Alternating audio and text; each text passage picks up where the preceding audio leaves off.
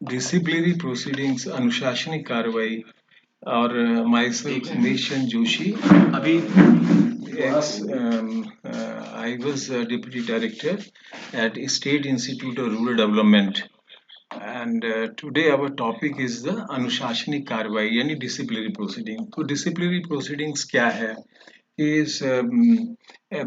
ये है कि शासकीय कर्मचारी जो होते हैं उनके चाहे वो अधिकारी हैं और या कर्मचारी हैं उन सबको सरकार के लिए कार्य करना पड़ता है और कार्य करने के लिए जो है एक प्रकार का आचरण नियमावली भी प्रचलित है और जब कभी भी आचरण नियमावली के विरुद्ध हम कार्य करते हैं तो हम जो हमारे ऊपर अनुशासनिक कार्रवाई प्रारंभ हो सकती है। तो इसमें आप सभी का यहाँ पे स्वागत है और मैं समझता हूँ कि इस मेरे लेक्चर से अगर आपके कोई प्रश्न हो तो उस पे भी मैं आपके उत्तर दूंगा। और तो अब ये है कि द कॉस्ट ऑफ ये मेरा वर्तमान में भी मैं डीओपीटी के कार्यक्रमों से जुड़ा हूँ। मैं मास्टर ट्रेनर हूँ, साथ ही साथ national festival leadership skills development programmes में भारतवर्ष में और विदेशों में भी मैंने आयोजित कराए हैं। तो विभागीय कार्यवाही के जो चरण हैं वो क्या है, प्रीलिमिनरी इंक्वायरी होगी और फिर इसके बाद चार्जशीट इश्यू होगी और तीसरे स्टेप पे हम कह सकते हैं कि submission of written statement by defence in defence by the employees जिस पे चार्ज लगे हैं वो अपने डिफेंस में रिटर्न स्टेटमेंट देगा और appointment of inquiry officer, presenting officer, defence assistant to the charge officer. Preliminary inquiry भी हो सकती है अगर इंक्वायरी ऑफिसर चाहे या डायरेक्ट इंक्वायरी भी की जा सकती है। और प्रिलिमिनरी इंक्वायरी ये जो प्रिलिमिनरी जो इंक्वायरी है इसके लिए जो है वो अपॉइंटमेंट अथॉरिटी या डिसिप्लिनरी अथॉरिटी ही कंडक्ट कर सकती है ये देखने के लिए कि इसके ऊपर चार्जेस हैं या नहीं है। और फिर जो है प्रिलिमिनरी हियरिंग भी हो सकती है और रेगुलर हियरिंग भी होगी। फिर रिटन ब्रीफ होगा, देना पड़ेगा और फिर इंक्वायरी ऑफिसर अपना जो है रिपोर्ट देगा और ऑब्जर्वेशन वाला जो है वो उस पे अपना ऑब्जर्वेशन भी कर सकता है। इस पर्पस क्या है, इसका पर्पस प्राइम और इसमें जो है ये जो अपॉइंटिंग अथॉरिटी है वो इसमें दंड का भी अगर वो देखता है कि इस कर्मचारी के लिए इसने कोई ऐसा मिसकंडक्ट किया है जिसमें दंड आवश्यक है, चाहे वो माइनर दंड है चाहे वो मेजर दंड है, वो दंड की व्यवस्था अपॉइंटिंग अथॉरिटी के स्तर पे की जाती है। फिर अब दूसरा जो पॉइंट आता है वो आता है कि इसका जो पर्पस है वो क्या है। Premises case for institution or disciplinary proceeding, nature of misconduct, culprits, और डॉक्यूमेंट्री एंड ओरल एविडेंस और रेमेडियल मेजर्स भी हमें देखने होते हैं। और कर्तव्यों के प्रति निष्ठा एवं अनुशासन का सरकारी कर्मचारी आचरण नियमावली का उल्लंघन होता है तो क्या होता है, आचरण नियमावली क्या है, दुराचार, कदाचार, अनुशासनहीनता के लिए क्या दंड है, इसलिए अनुशासनिक कार्रवाई की व्यवस्था की गई है। अगर जैसे हम अब्दुल कलाम साहब का एक बहुत अच्छा उन्होंने उनका एक उदाहरण है, वो हमारे लिए एक नेतृत्व के क्षेत्र में उदाहरण है, एक बहुत इम्पोर्टेंट नेता थे वो और उन्होंने देश को बहुत कुछ दिया और मिसाइल्स मैन के नाम से सारी दुनिया में उनको जानते हैं। उन्होंने कहा कि अनुशासन की कीमत हमेशा पछतावे की कीमत से कम होती है, इसलिए जीवन में सफलता के लिए आत्म अनुशासन सबसे बड़ा साधन है। और वैसे भी आप देखिए कोई भी व्यक्ति जो कोई बड़ा कार्य करके जाता है उसने जो सबसे बड़ी कीमत दी होती है वो होती है कि अनुशासन नहीं छोड़ा। तो the cost of discipline is always less than the price of regret और so self discipline is the biggest instrument for success in life. Life में सक्सेस के लिए बहुत ही बड़ा इम्पोर्टेंट चीज है वो क्या है, डिसिप्लिन है। अब इसके बाद अगर हम बात करें तो हम ये कहेंगे कि ह्यूमन रिसोर्स जो है किसी भी संगठन के लिए सबसे बड़ी मूल्यवान संपत्ति है और प्रत्येक संगठन का उद्देश्य जो है मानव के संसाधन से सर्वोत्तम प्राप्त करना है। इस उद्देश्य की प्राप्ति के लिए मानव संसाधन विभाग में कई उप प्रणालियां प्रचलित हैं, जैसे कि शिकायत का निवारण होता है, परामर्श किया जाता है, प्रदर्शन का मूल्यांकन यानी परफॉर्मेंस अप्रेजल इसे हम कहेंगे, और कैरियर प्लानिंग, प्रशिक्षण और विकास, इनाम और सजा प्रणाली, रिवार्ड एंड पनिशमेंट सिस्टम। मतलब हम यहाँ पे ये कह सकते हैं कि human resource is the most valuable asset of any organization. The aim of every organization is to get the best out of the human resource of the organization.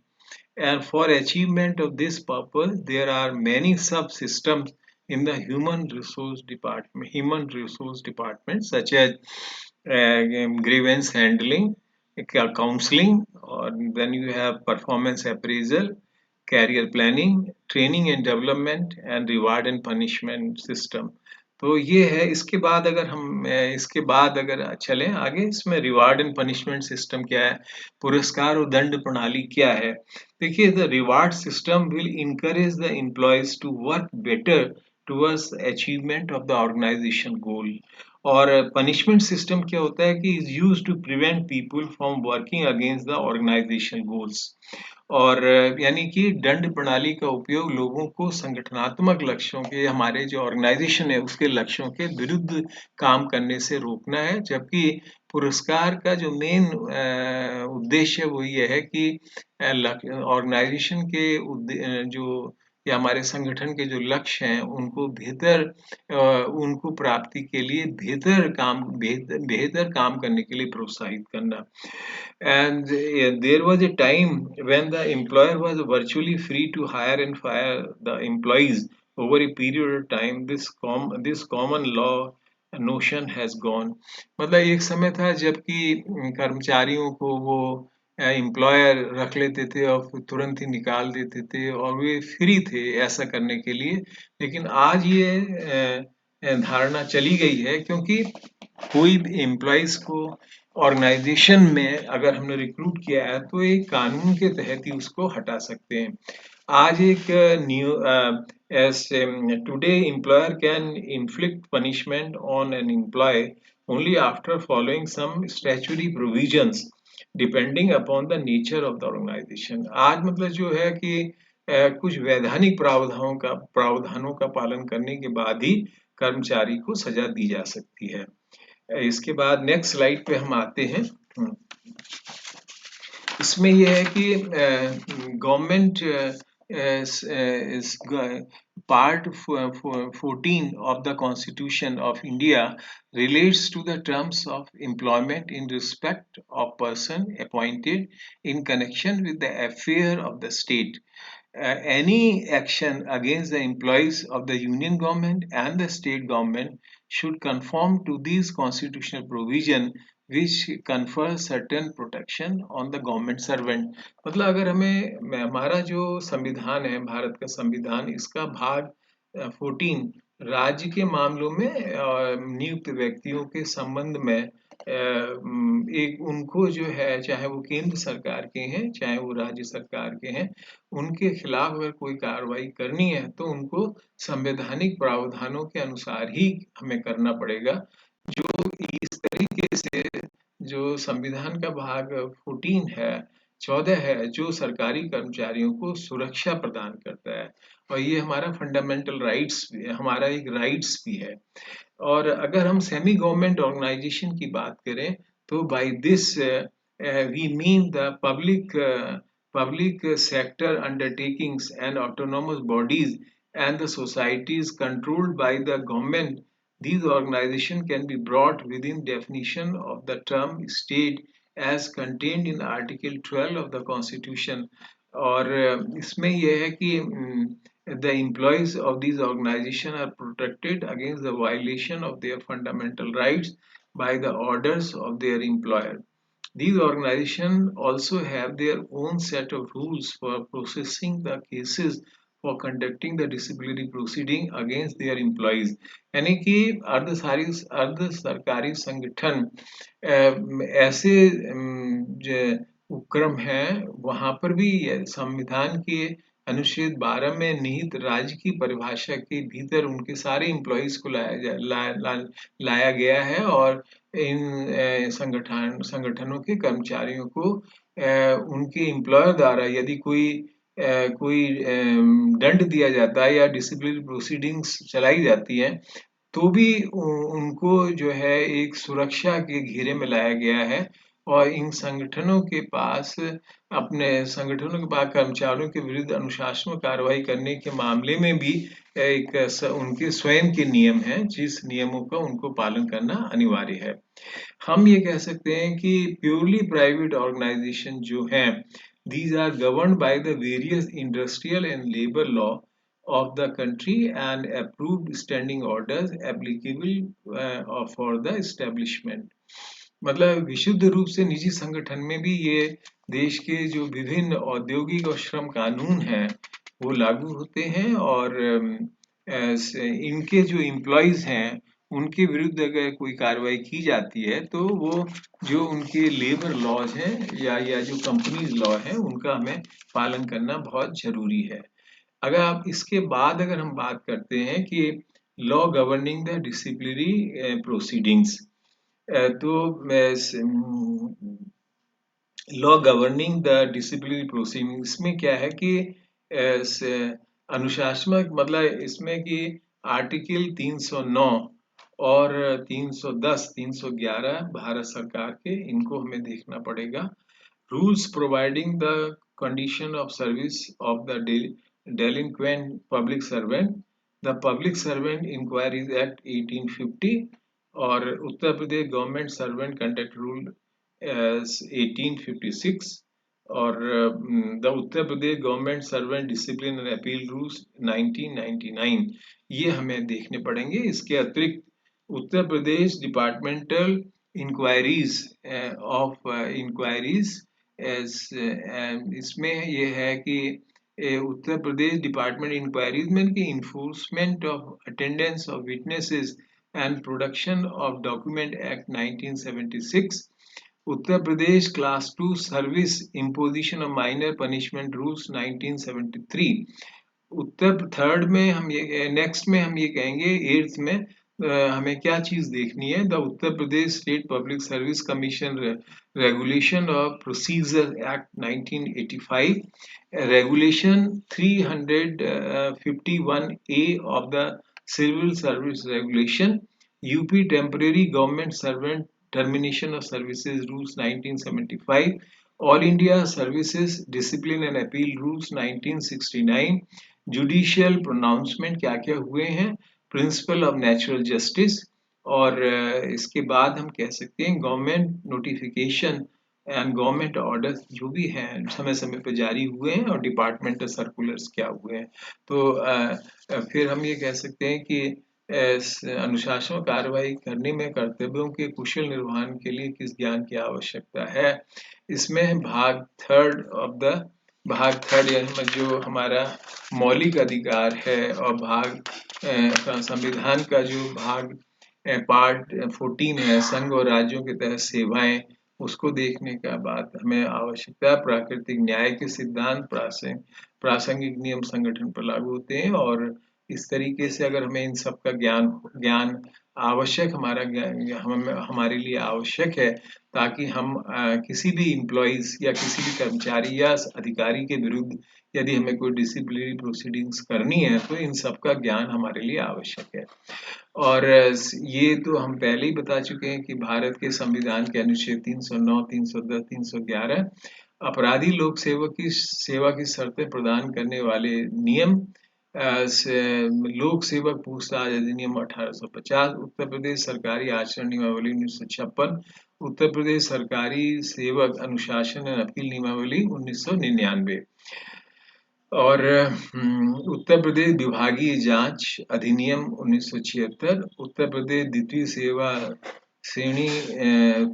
द्वितीय श्रेणी सेवा नियमावली 1973, लघु दंड का अधिरोपण उत्तर प्रदेश राज्य लोक सेवा आयोग प्रतिक्रिया का विनियमन अधिनियम 1985 और विनियम 351A सिविल सेवा विनियम, उत्तर प्रदेश अधिकारी सेवा नियम 1975 यानी सेवा समाप्ति के लिए, अखिल भारतीय सेवाएं अनुशासन एंड अपील नियम 1969, न्यायिक इसको हम ये कह सकते हैं यहाँ पे कि रेगुलेशन 351 जुडिशियल प्रोनाउंसमेंट है ये, और Uttar Pradesh temporary government Uttar UP temporary government servant termination of services rule 1975 और विभागीय सर्कुलर ये इसके अंतर्गत आते हैं। अनुशासन अब ये हो जाता है कि डिसिप्लिनरी अथॉरिटीज क्या हैं। Disciplinary authorities refer to such authorities who have been entrusted with the powers to impose any penalty on the employees। और अगर हम इसके बारे में बात करें कि definition में in these rules unless there is anything repugnant in the subject context appointing authority, तो अपॉइंटिंग अथॉरिटी जिसने अपॉइंटमेंट दिया है means the authority empowered to make appointment to the post under relevant service rules। और disciplinary inquiry क्या, departmental inquiry means the inquiry under rule 7 of these rules।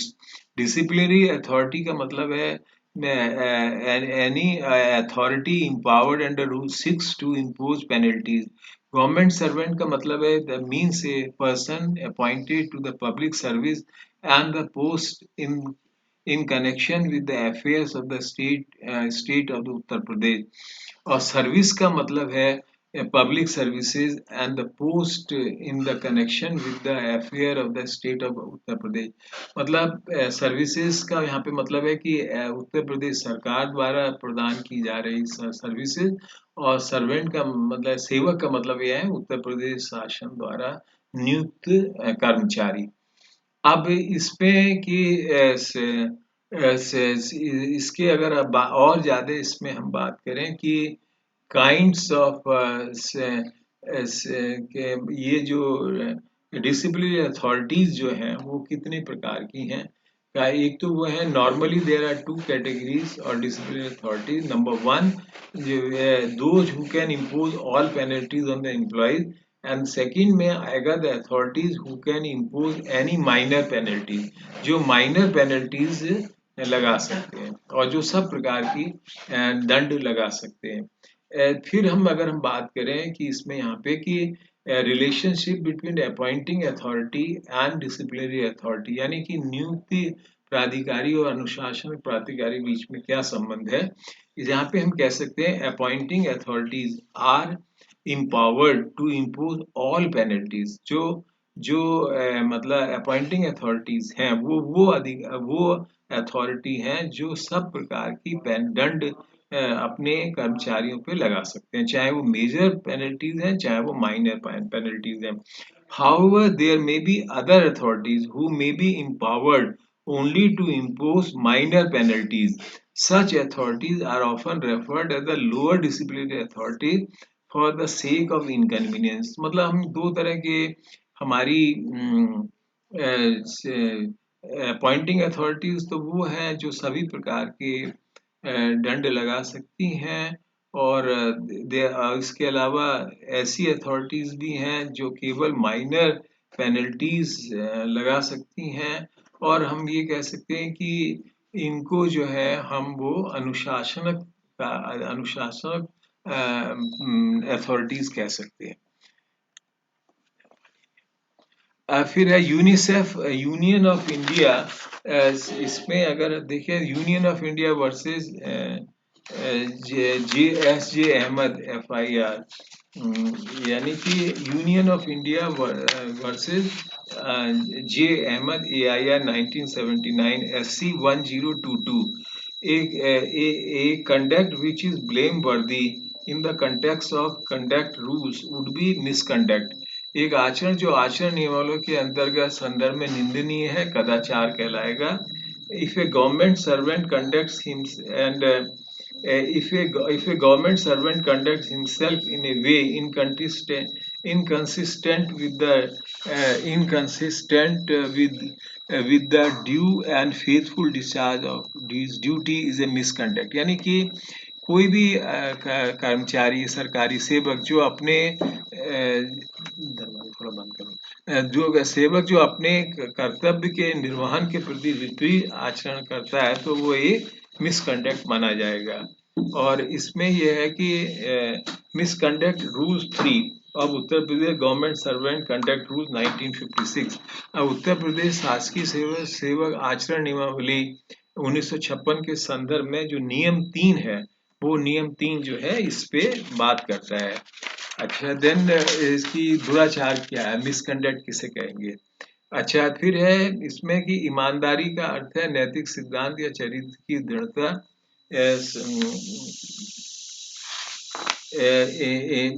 मतलब integrity means soundness of the moral principle और character, fidelity, honesty, free from every biasing और free from every biasing as or corrupting influence or motive and a character of uncorrupted virtues. It is synonymous with probity, purity, uprightness, restitude, sinlessness, and sincerity. Vijay Singh versus State of UP and others 2012 5 SCC 242।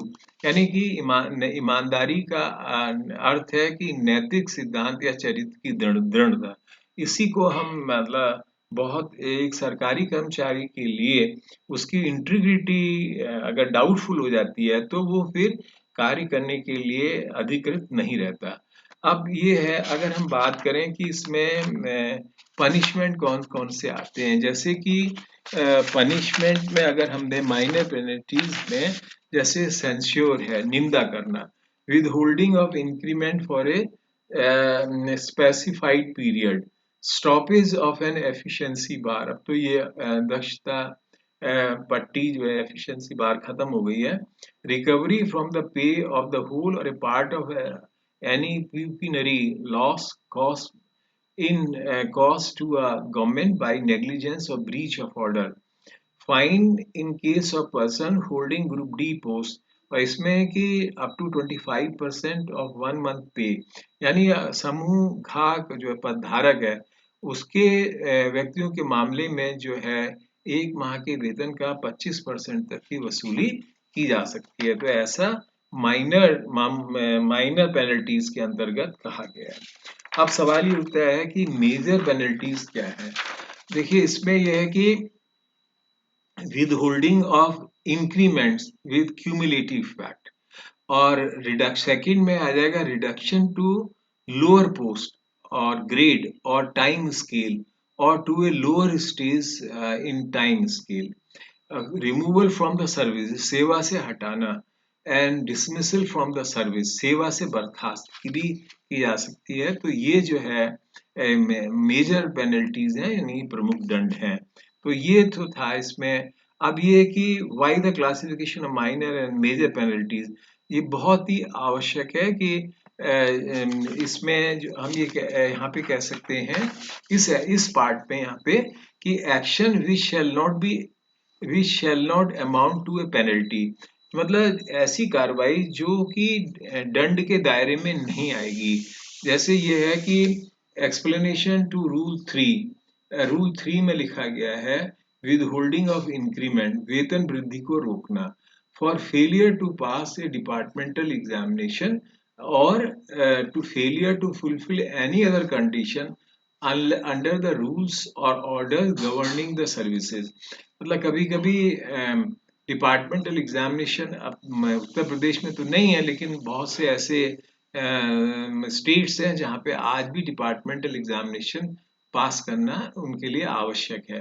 तो इसमें अगर किसी का increment रोका जाता है तो ये दंड नहीं कहलाएगा। Stoppage at the efficiency bar on account of not being found fit to across the efficiency bar, reservation to probation during or at the end of the period of probation in accordance with the terms of appointment or the rules and order governing such probation. Next है कि termination of the services of a person appointed on probation during or at the end of a period of probation in accordance with the term of service or rules and other governing such probation. माने probation के दौरान अगर किसी का appointment खत्म हो जाता है, सर्विसेज खत्म की जाती है, तो वो रूल के दंड के दायरे में नहीं आएगी। अब तो ये सब बातें थी। अब सवाल ये उठता है कि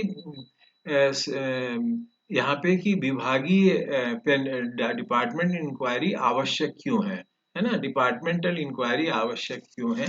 तो यहाँ पे हम कह सकते हैं ये है doctrine of rule of law. कानून का सिद्धांत क्या है? The supremacy of the law. It is the basic structure of the constitution. Rules or law mandates that no person shall be subjected to harsh, uncivilized and or discriminatory treatment.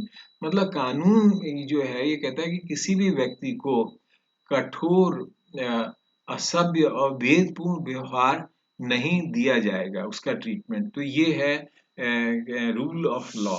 अच्छा, अब इसके बाद अगर हम इसी को कंटिन्यू करें कि इसको अगर हम ये करें कि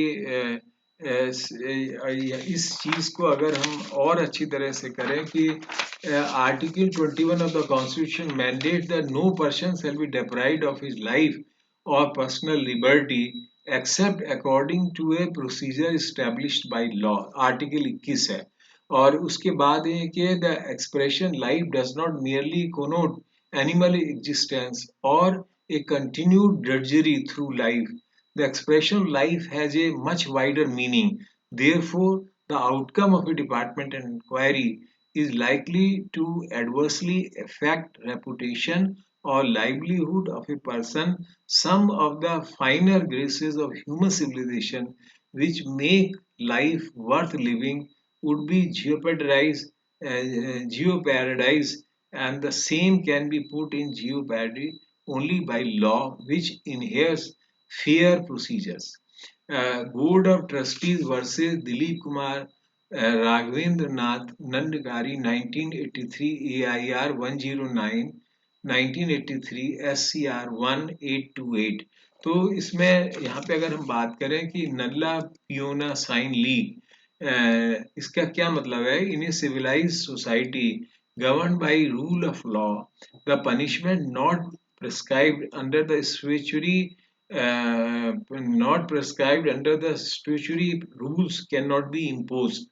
Principle enshrined in criminal jurisprudence as to this effect is prescribed in legal maxim nulla piona sine league, which means that a person should not be made to suffer penalty except for a clear breach of existing law. Vijay Singh versus State of Uttar Pradesh and other 2012 5 SSC 242। तो इसमें यहाँ पर कहा गया है। फिर है कि भारत के protection under the Constitution of India. Article 311 of the Constitution of India protect the government employees from arbitrariness. मतलब कि भारत के संविधान का अनुच्छेद 311 सरकारी कर्मचारियों को उसका जो एम्प्लॉयर है उसकी मनमानी से रक्षा करता है। Article 311 of the Constitution of India protect the government employees from arbitrariness. And then article 311 में ए है no government employee shall be dismissed और remove by an authority subordinate to the appointing authority. Article 311 part 2 इसका 2 no civil servant shall be dismissed और removed और reduced in rank except after an inquiry in which he or she has been informed to the charges and given a reasonable opportunity for being heard in respect of the charges. Exception, conviction on a criminal charge or A or B where the authority is satisfied that for some reason to be recorded by that authority in writing, it is not reasonably practicable to hold such inquiry.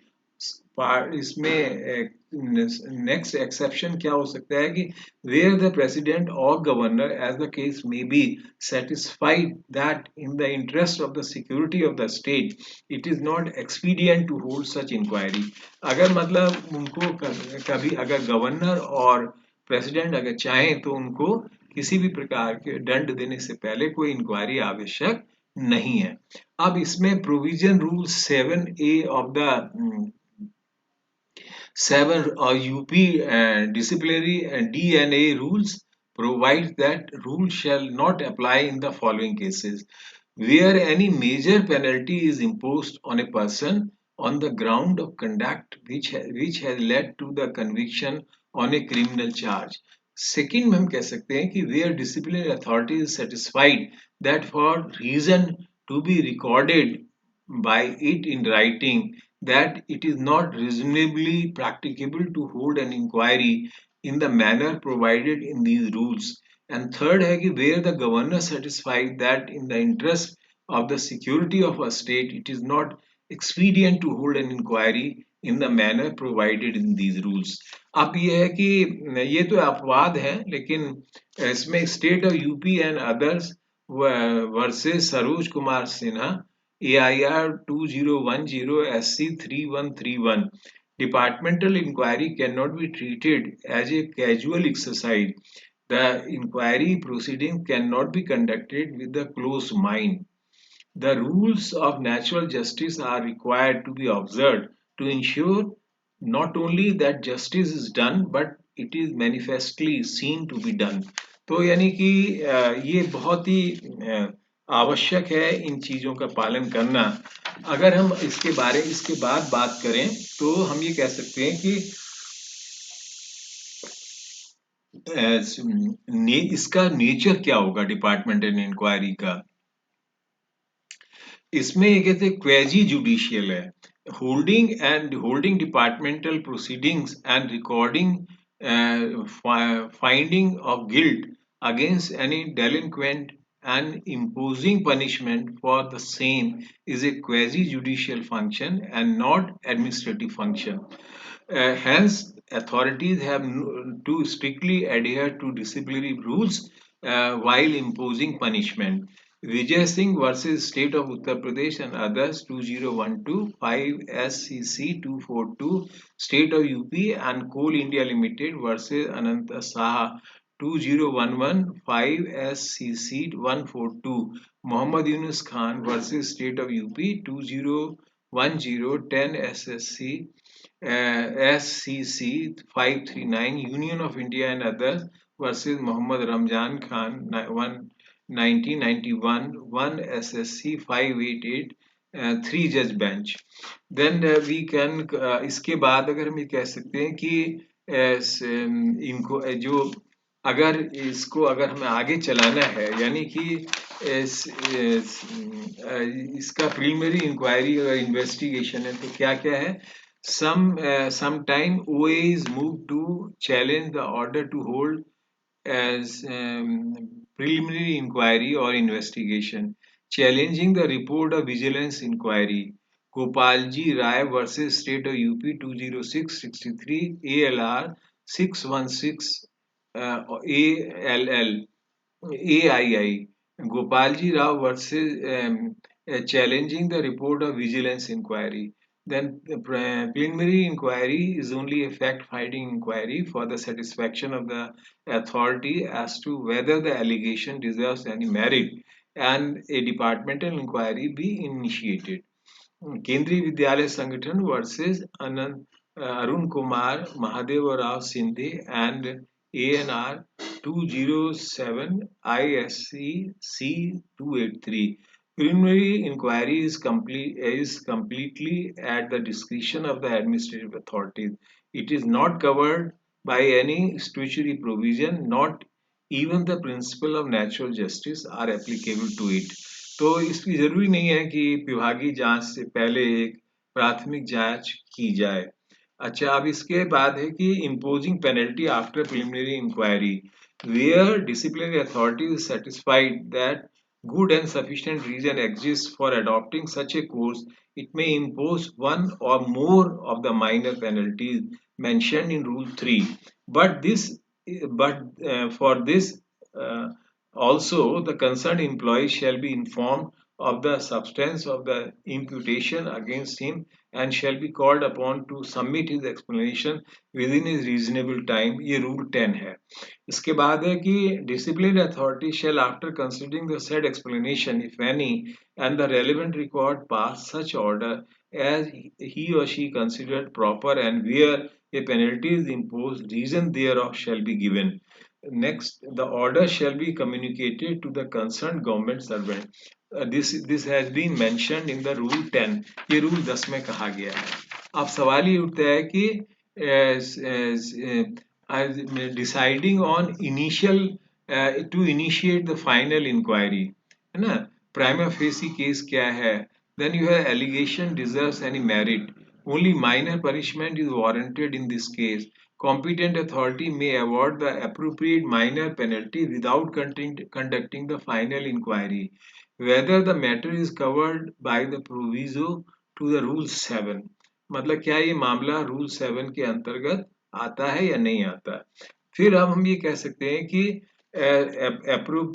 appointing in writing an inquiry officer based on the consideration or explanation and preliminary inquiry, disciplinary authority comes to the conclusion that further proceedings are called for.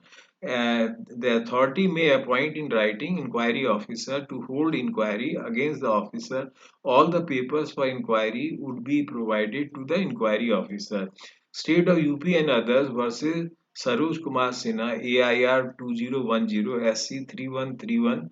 The inquiry officer has to be wholly unbiased. जो inquiry officer है उसे पूरी तरह से निष्पक्ष होना चाहिए. फिर है framing of and serving of charge sheet. A written charge sheet must be served to the charged officer. Charge sheet must contain number one, alleged misconduct and such other details as may be necessary to enable the officer to prepare his defense. Second में there should be reference to para or sub-para of service rules with which the particulars of misconduct falls. Then charges framed shall be so precise and clear as to give sufficient indication to the charged employees of the facts and circumstances against him.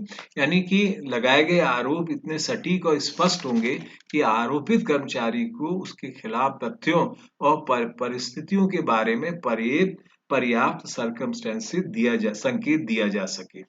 अब है इसके बाद इसमें इसी के अंतर्गत आता है कि the list of document and witness minimum minimum 15 days to submit written statement and explanation. The official should be informed in writing the date and time when the inquiry will be held. State whether he desires to cross-examine any witness mentioned in the charge sheet, whether he or she desires to give or produce evidence in his defense. He or she shall have also be informed that in case he does not appear or file written document on the specified date, it shall be presumed that he has nothing to furnish. An inquiry officer shall proceed to the complete the inquiry ex parte. यदि उसके पास कहने को कुछ नहीं है तो वो जो है इंक्वायरी अफसर उसकी जांच एक पक्षी जांच भी कर सकता है. अब जैसे आरोप पत्र को कहें तो इसमें जैसे उत्तर प्रदेश शासन सेवा में श्री आरोपित सेवक का नाम एतद द्वारा आपके विरुद्ध निम्नलिखित आरोप लगाए जाते हैं. आप इतने से इतने तक पर कार्यरत रहे, आपका कार्य दायित्व दिनांक इतने को या उसके लगभग या दिनांक इतने से तक आपने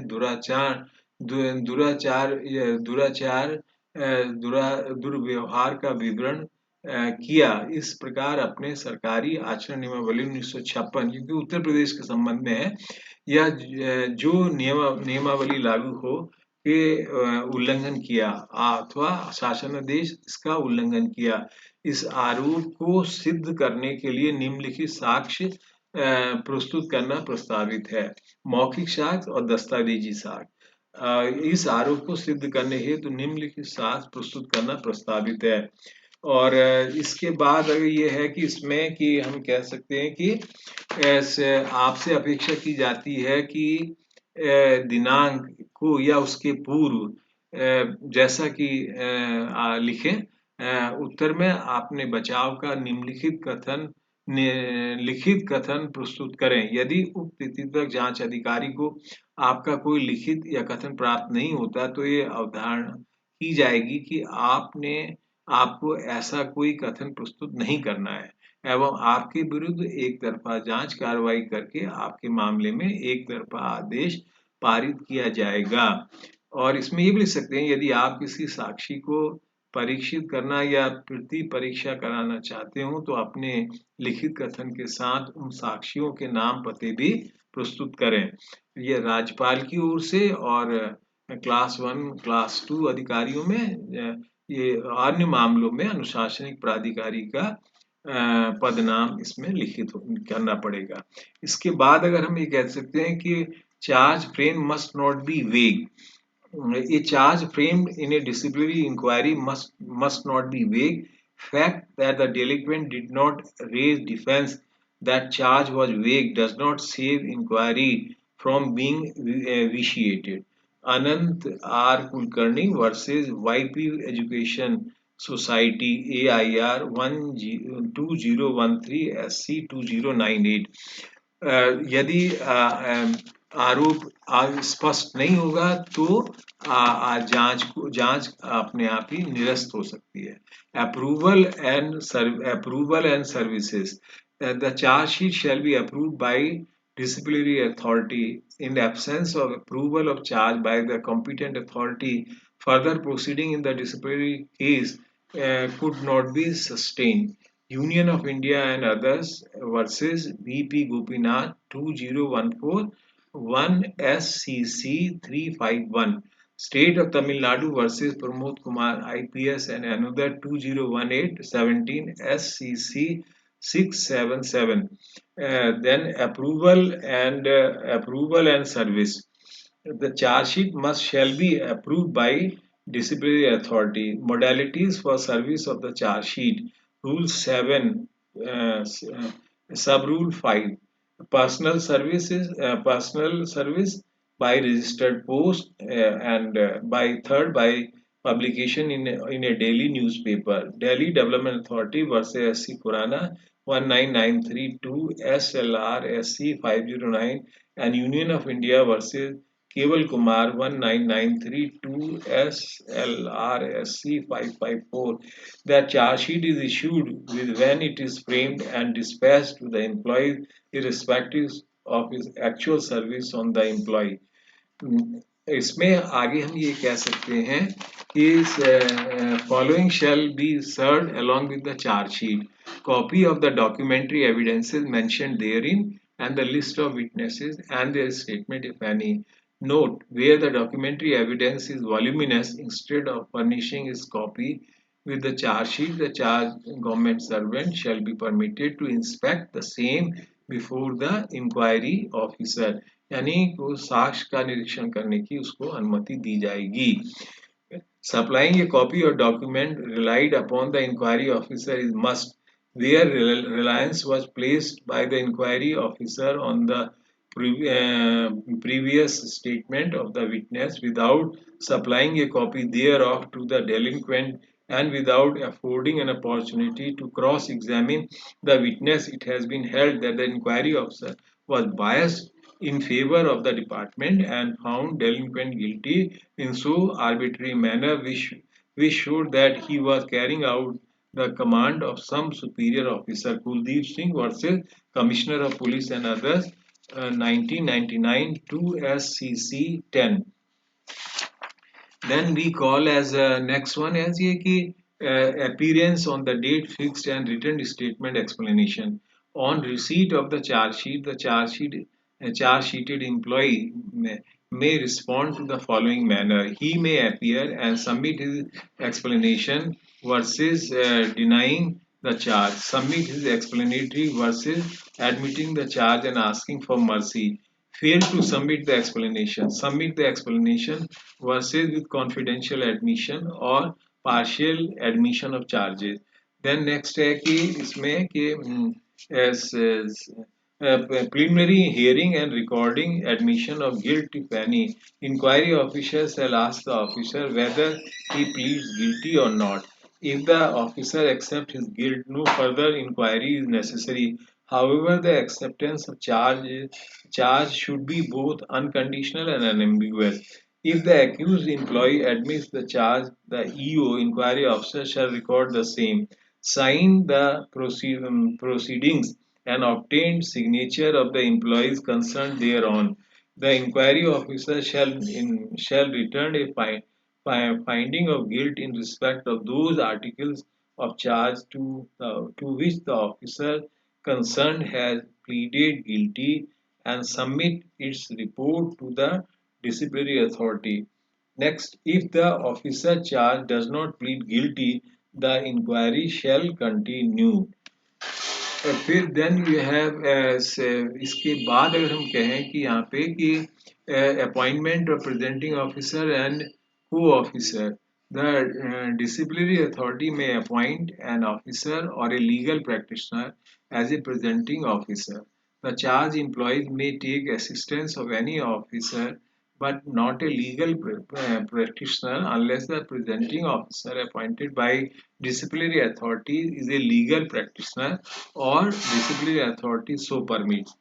Next, prosecution evidence on behalf of disciplinary authority. इसमें ये है कि the witness shall be examined by the presenting officer and may be cross-examined by or on behalf of the charged officer, but the witness shall not be permitted to cross-examine the officer charged. Witness will be examined in presence of the charge officer or his co-officer. Inquiry officer may ask any question he pleases at any time from any witness or from person charged with a view to discover the truth or to obtain proper proof of facts relevant to the charges. Admission and providing documentary evidence. As, statement of state of admission and providing documentary evidence. State of Haryana and as ANR versus Ratan Singh 1977 to SCC 491. It is well settled that in a domestic inquiry, the strict and sophisticated rules of evidence under the Indian Evidence Act may not apply. All materials which are logically probative for a prudent mind are permissible. Roop Singh Negi versus Punjab National Bank and other 209 2009 2 SCC 570 and Narayan Singh versus State of UP and others 2013. Yes, it has been ruled by the Honorable Supreme Court and also by the Honorable Allahabad High Court that in the departmental inquiry mere production of document is not enough. The contents of the documentary evidence has to be proved by examining witnesses. Then standard of proof, quasi-judicial. The charges are not required to be proved like a criminal trial beyond all reasonable doubts. Rule of preparedness or probability to prove the charges. Nirmala J. Jhala versus State of Gujarat and other AIR 2013 SC 1513. The burden of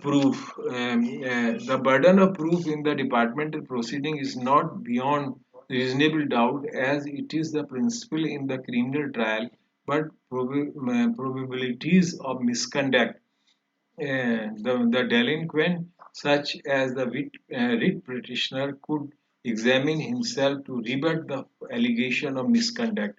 Union of India versus Dalveer Singh LL 2021 SC 486.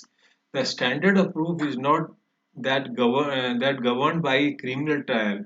In existing judicial review, the test is whether the findings are based on some evidence, the High Court may interfere with only in case where there is no evidence to sustain the charge of misconduct. Uttarakhand Transport Corporation versus Hira Singh Parihar, LL 2020 SC,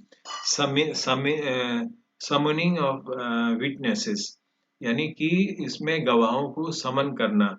The inquiry officer may summon any witness to produce document or to give evidence. Uttar Pradesh Department Inquiries, Enforcement of Attendance of Witness and Production of Document Act 1976. Defense of evidence. Defense of evidence. On completion of the prosecution evidence, the charge sheeted employee has got opportunity to produce defense evidence. State of Bombay versus Narul Latif Khan, AIR 1966, SC 269. If the accused officer desires to examine witnesses whose evidence appears to the inquiry officer to the thoroughly irrelevant, the inquiry officer may refuse to examine such witnesses. But in doing so, he will have to record his special and sufficient reasons. Report of inquiry. The report must be in the following order: charge sheet contained in the charges contained in the charge sheet, summary of the evidence recorded, analysis of evidence and observation thereon, finding in respect of each of the charges and reason for arriving at the conclusion, and finding in respect of each charges and the reason for arriving at the conclusion. इसके आगे की अगर हम बात करें तो the inquiry officer shall submit its inquiry report to the disciplinary authority along with the all records of inquiry. The inquiry officer shall not make any recommendation about the penalty. Rule 8. इसके बाद अगर हम करें action on inquiry report, the disciplinary authority may remit the case for re-inquiry to the same or to other inquiry officer, records its own finding thereon. In case of charges are not proved, the charged government servant shall be exonerated by the disciplinary authority of the charges and inform him accordingly. इसके बाद अगर हम बात करें तो hearing में क्या आ जाता है? If the disciplinary authority having regard to its finding on all or any charges is of the opinion that any penalty specified in Rule 3 should be imposed to the charged government servant, he shall give a copy of the inquiry report to his finding recorded under Sub Rule 2 to the charged government servant and shall require him to submit the representation if so desires within a reasonably specified time. Finding a final order of the competent authority. Final order of the competent authority. The disciplinary authority shall, having regard to all the relevant record relating to the inquiry and representation of the charged government servant, if any, and subject to the provision of Rule 16 of these rules, pass a reasoned order imposing one or more penalties mentioned in Rule 3 and communicate the same to the charged government servant. Rule 16 provides that before any order is passed by the government under these rules, the Commission, as a required under Uttar Pradesh Public Service Commission, Limitation of Function Regulation 1954, as amended from time to time, shall be consulted.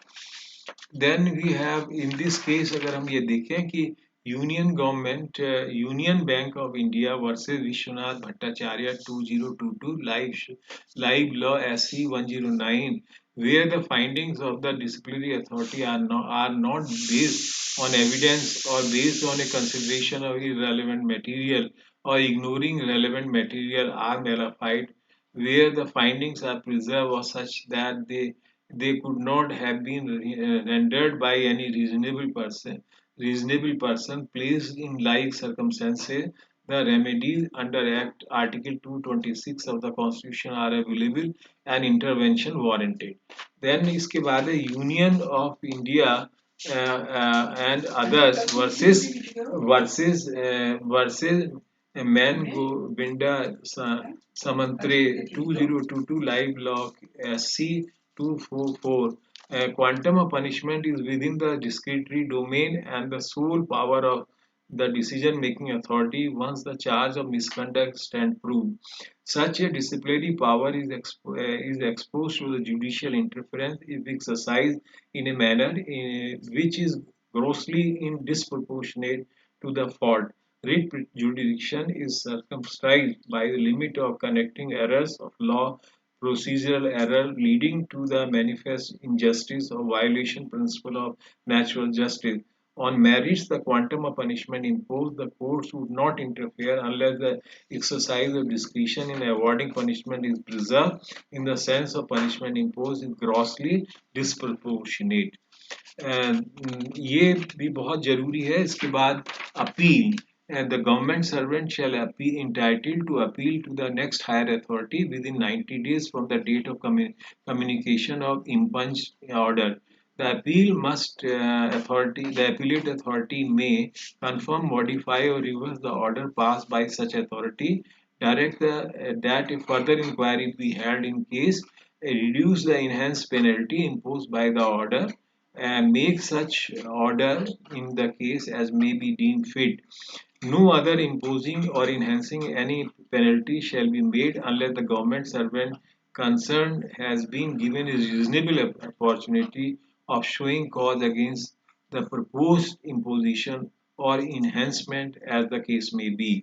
Inquiry of a retired officer or employees. Rules governing the service condition of employees are determining factor as to whether and in what manner the domestic inquiry can be held against an employee who is to retire. Generally, if the inquiry has been initiated while the delinquent employee was in service, it would continue even after his retirement, but the nature of punishment would change. The punishment, dismissal, or removal from service would not be imposed. Anand K. Kulkarni versus YP Education Society, AIR 2013 SC 2098. Provision to Regulation 351A say, of the Civil Service Regulation provides that such a departmental proceeding, if not instituted while the officer was on duty, either before retirement or during re-employment, shall not be instituted save the sanction of the governor. With the sanction of the governor, shall be in respect of an event which took place not more than 4 years before the institution of such proceeding, and shall be conducted by such authority and in such place or places as the governor may direct, and in accordance with the procedure applicable to the proceedings on which an order of dismissal from the service may be made.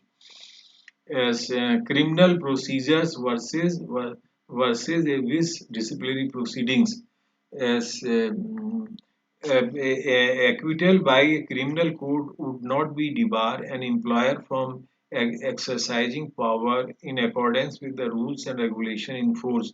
The two proceedings, criminal and departmental, are entirely different.